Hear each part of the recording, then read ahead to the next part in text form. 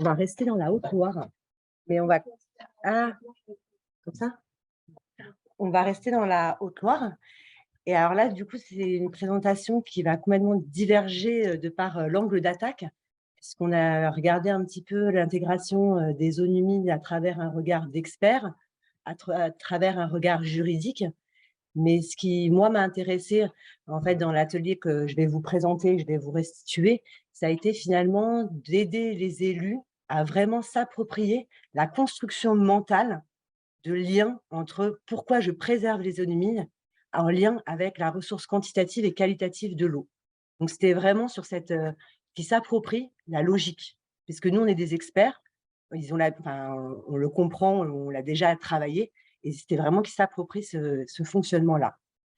Et en fait, ce travail-là, on l'a réalisé sur une communauté de communes qui avait pour projet, enfin qui avait été en cours d'élaboration d'un document d'urbanisme, voilà, que je vais vous présenter.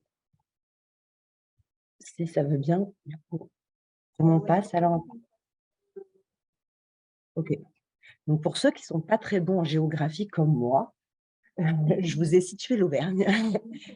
Du coup, Monistrol, donc c'était par là, la présentation d'avant. Donc là, vous avez Clermont, l'Auvergne. En noir, on a la Haute-Loire.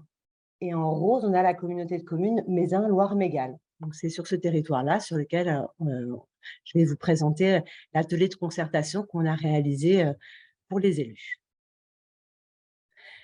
Cette communauté de communes, en fait, en bleu, là, vous avez la Loire et on se rend vraiment compte qu'on est vraiment situé en tête de bassin versant de la Loire. Il y avait énormément de zones humides, donc c'était vraiment pour nous un enjeu important que les élus continuent à s'approprier cette thématique-là. En 2018, cette communauté de communes, elle a lancé, une démarche de, document, d'urbanisme en faisant appel à lui. Sur là, vous avez en fait donc la communauté de communes et selon les couleurs, en fait, c'est les contrats territoriaux. C'est ce qu'on vous a dit tout à l'heure, Loire-Bretagne, l'agence de l'eau Loire-Bretagne finance les inventaires zones humides dans le cadre des contrats territoriaux. Donc vous avez autant de possibilités d'inventaire que de petites couleurs. En orange, on voit qu'ils avaient déjà une partie, en fait, ils avaient pour partie une connaissance des zones humides, parce qu'il y avait eu un inventaire en 2006. Et nous, la même année où ils ont lancé leur document d'urbanisme, on a lancé, le Seine-Auvergne, un inventaire des zones humides. Donc ça a collé plutôt bien. Après, voilà, l'enjeu, ça a été vraiment d'arriver à produire les données avant qu'ils clôturent leur inventaire.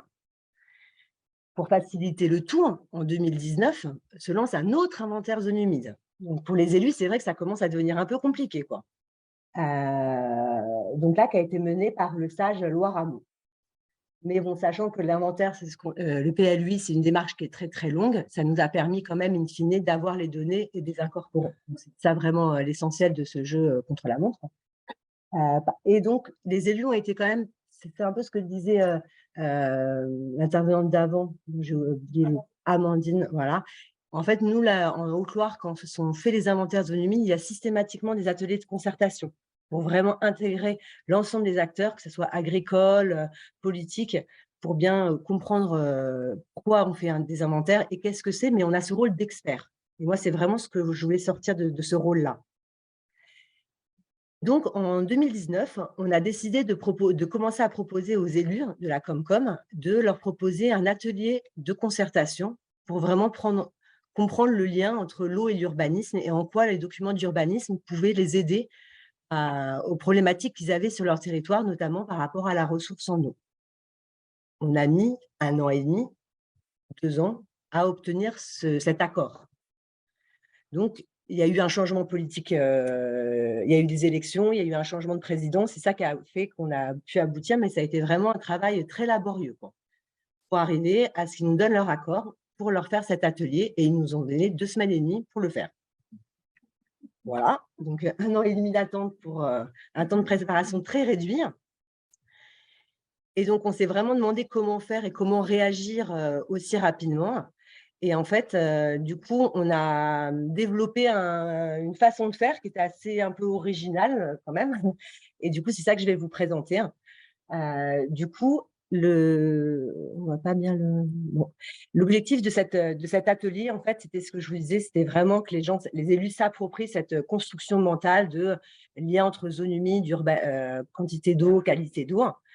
Et en fait, donc cet atelier, on l'a réalisé en conseil communautaire. Donc, on avait les 20 maires de la communauté de communes, la directrice de la Comcom, les techniciens d'urbanisme de la Comcom. Donc, pour nous, c'était vraiment un enjeu important et ils nous ont donné 1 heure. Donc, voilà. Mais on s'est dit, c'est pas grave, on y va, quoi. Et voilà. Et donc, on a organisé donc à 3, le sage Loire-Amont qui a porté des inventaires, le sage Lignon-du-Velay qui a porté des inventaires aussi, et le Seine-Auvergne qui avait porté aussi des inventaires sur leur territoire. J'ai dit qu'on voulait sortir du rôle d'expert. Par contre, il fallait bien s'assurer qu'on avait bien tous les mêmes connaissances de base parce qu'il y a eu un changement d'élus. Donc, les élus qu'on avait sensibilisés en fait, pendant la phase d'inventaire, ce n'étaient plus forcément les mêmes qu'on avait devant nous. Et en même temps, on avait 1 heure. Donc, on a fait une version très rapide de s'assurer qu'on avait vraiment tous les mêmes bases de connaissances. Et en fait, on a utilisé la vidéo de Reméditerranée Corse sur zone humide, zone utile, qui, si vous ne la connaissez pas, est quand même très, très bien faite. Et en fait, après, à l'aide de Paperboard, on leur a demandé de nous restituer l'intérêt des zones humides et les principales causes de dégradation. Comme ça, on s'assurait assez rapidement, sur un court temps, qu'on avait à peu près les mêmes connaissances de base. Et après, la deuxième étape, ça a été vraiment ça, le cœur de l'intervention. C'était en fait de ce que je vous ai dit, qui s'approprie vraiment cette logique-là.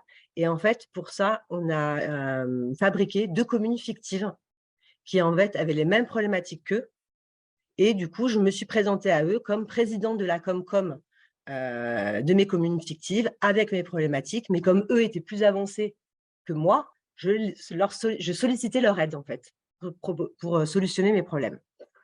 Concrètement, ça donne quoi? Ça donne ces cartes. Du coup, je leur ai présenté donc, le diagnostic de territoire, à savoir que l'objectif de leur PLUI et donc du mien, c'était de favoriser l'attractivité de mon territoire et de favoriser la préservation de la ressource en eau. Que j'avais aussi donc des bourgs sur ma commune, avec notamment un bourg central, et globalement, on avait des projets d'extension de certaines villes. Et on avait ce qui avait été identifié dans leur PADD, donc c'est aussi ce que je leur ai présenté de manière très simplifiée.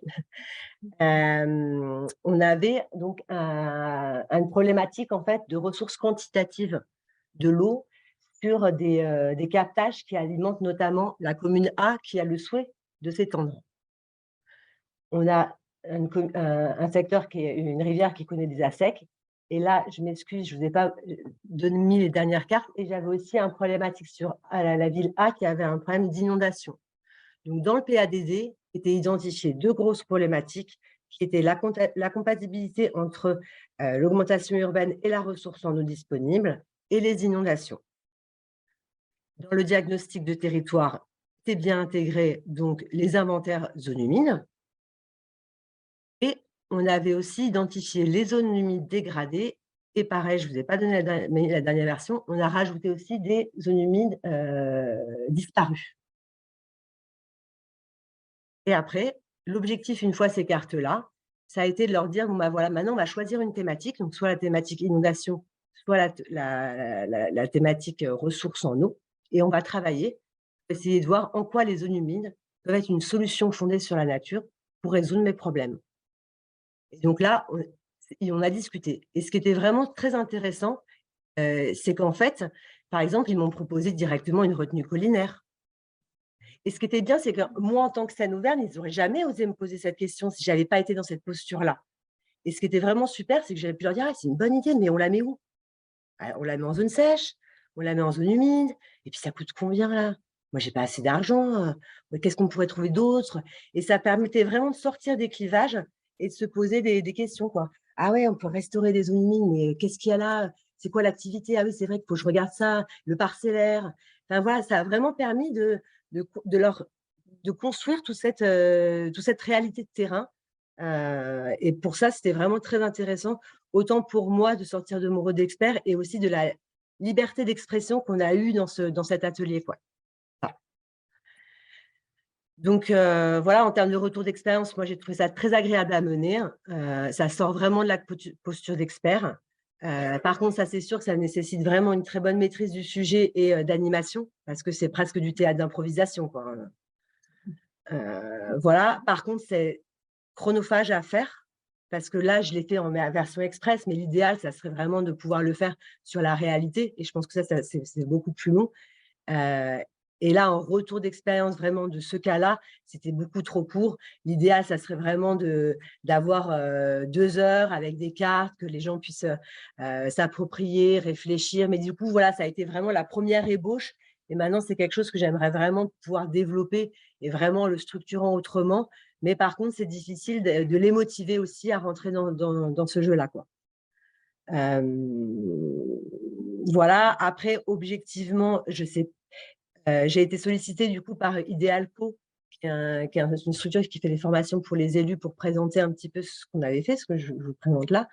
Et donc, j'ai contacté la communauté de communes pour voir si on pouvait faire une présentation à 2 voix. Et bon, moi, j'ai pas eu de réponse.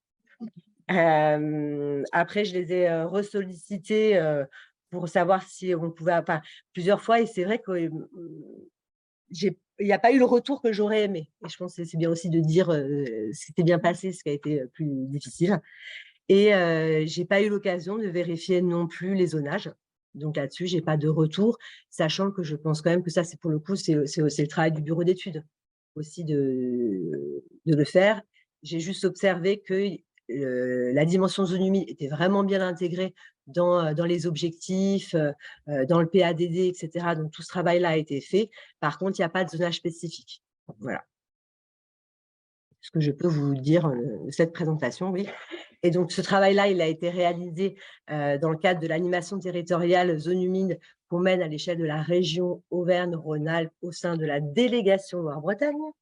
Et du coup, dans nos missions, on a donc la thématique 4 qui est d'accompagner les gestionnaires des bassins, que ce soit les collectivités ou les acteurs socio-professionnels. Et on travaille aussi sur tout ce qui est diffusion des inventaires, valorisation, animation d'un groupe départemental et régional. Voilà.